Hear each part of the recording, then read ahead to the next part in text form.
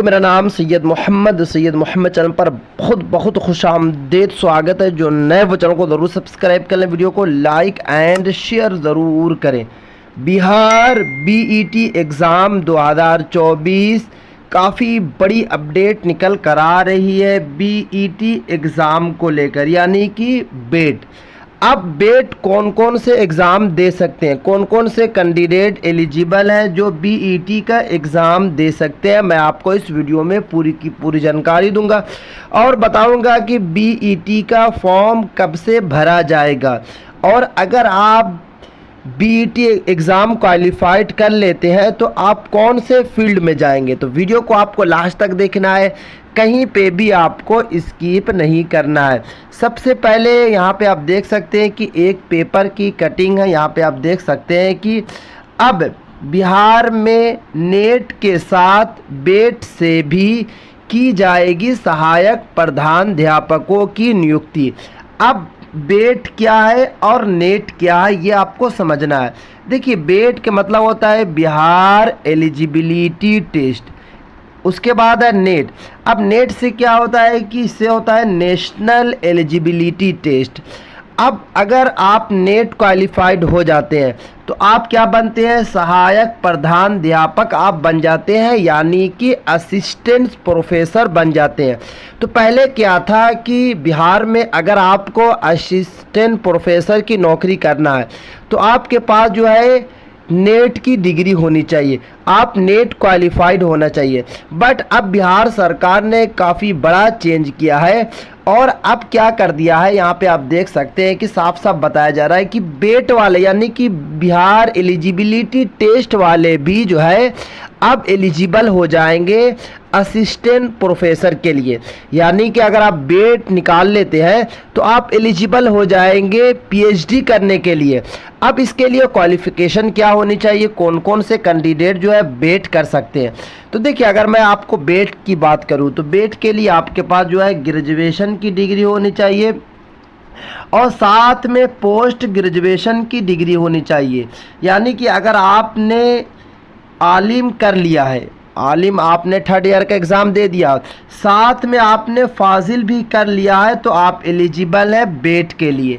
यानी कि अगर आपके पास सिर्फ और सिर्फ ग्रेजुएशन की डिग्री है, आपने 3 साल कंप्लीट कर लिया है, तो आप एलिजिबल नहीं है बेट के लिए या नेट के लिए, क्योंकि बेट या फिर नेट के लिए जो है आपके पास जो है क्वालिफिकेशन ग्रेजुएशन के साथ जो है आपके पास पोस्ट ग्रेजुएशन होनी चाहिए।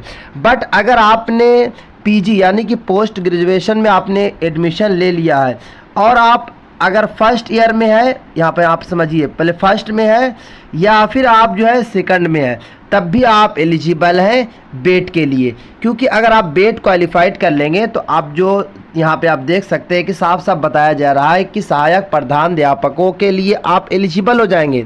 उसके बाद क्या होगा कि आपसे इंटरव्यू लिया जाएगा। जो भी कॉलेज के लिए आप जो अप्लाई करेंगे तो वहाँ पे बेट निकालने के बाद फिर आपको कोई एग्ज़ाम नहीं देना है असिस्टेंट प्रोफेसर बनने के लिए।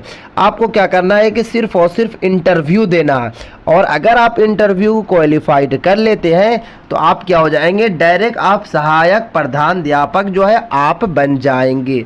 तो ये काफ़ी इम्पोर्टेंट अपडेट है ख़ास करके बिहार निवासी के लिए, क्योंकि आपको पता है कि बहुत सारे जो कैंडिडेट हैं वो नेट नहीं निकाल सकते हैं, क्योंकि आपको पता है कि नेट का जो सिलेबस होता है वो काफ़ी हाई लेवल का होता है। बेट का भी सेम होगा, बट इसमें क्या होगा कि आप बिहार के निवासी को इसमें थोड़ा सा छूट दिया जाएगा। उसके बाद यहाँ पे आप देख सकते हैं, यहाँ पे साफ साफ ये भी बताया जा रहा है कि इसको लेकर जो है सारा का सारा काम भी शुरू हो चुका है। यानी कि बेट के लिए दिसंबर में ही मिल गई थी, यानी कि सहमति दिसंबर, यानी कि जो अभी 2 महीना पहले ही बिहार सरकार ने सहमति दे दिया था कि बेट के ज़रिए जो है अब आप जो है असिस्टेंट प्रोफेसर बन सकते हैं।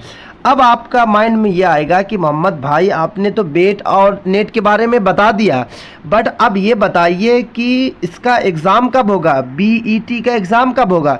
क्योंकि आपको पता है कि नेट का तो एग्ज़ाम हो चुका है, नेट जीआरएफ का एग्ज़ाम हो चुका है, रिज़ल्ट भी नेट वाला आ गया, बट बेट वाला कब होगा। तो देखिए, बेट को लेकर सरकार जो है काफ़ी विचार कर रही है कि जल्द से जल्द जो है बिहार एलिजिबिलिटी टेस्ट का एग्ज़ाम ले लिया जाए। क्योंकि आपको पता है कि पहले बेट इसलिए एग्ज़ाम हुआ करता था कि अगर आप जो है बीएड या फिर डीएलएड अगर आप कर लेते तो उसके बाद क्या होता था कि आपको बेट का एग्ज़ाम देना पड़ता था। बेट का एग्ज़ाम दीजिए, उसके बाद आप टीचर्स बन जाइए। अब बेट वो लोग देंगे जिनको असिस्टेंट प्रोफेसर बनना है। क्योंकि आपको पता है कि बीएड और डीएलएड के बाद जो है सीटेट क्वालिफाइड के बाद अब क्या हो रहे हैं, कैंडिडेट जो है एलिजिबल हो जा रहे हैं बीपीएससी के लिए। तो बीपीएससी एग्ज़ाम का कंडक्ट करा रही है टीचर्स के लिए। तो असिस्टेंट प्रोफेसर के लिए अब बीईटी यानी कि बेट को निकाला गया है।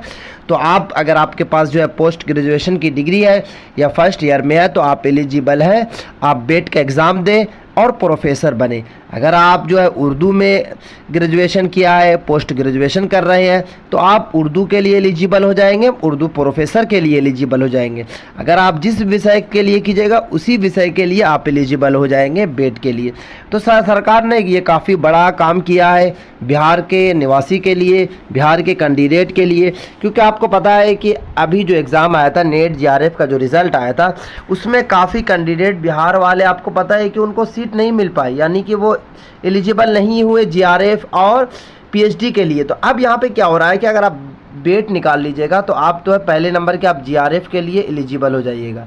उसके बाद साथ साथ में क्या होगा, क्योंकि आपको पता है कि बिहार या फिर पूरे स्टेट में, पूरे हिंदुस्तान में क्या कर एजुकेशन सिस्टम को चेंज धीरे धीरे किया जा रहा है। जैसे पहले क्या था कि आप बीए कीजिए प्लस फिर आप जो है बीएड कीजिए, बीए के बाद बीएड। अब क्या है कि बीए प्लस बीएड ला दिया है कि बीए प्लस बीएड कर लीजिएगा तो आप एलिजिबल हो जाइएगा जीआरएफ और जो है आप पीएचडी के लिए एलिजिबल हो जाइएगा। तो यानी कि सरकार काफ़ी एजुकेशन सिस्टम में चेंज किया। इससे जो है सबसे ज़्यादा फ़ायदा जो होगा वो स्टूडेंट को फ़ायदा होगा। तो आप वेट करें बेट के लिए, जैसे ही बेट का फॉर्म आएगा या फिर कोई भी नोटिफिकेशन निकल कर आए मैं आपके पास सबसे पहले वीडियो बनाकर पहुंचाने की कोशिश करूंगा।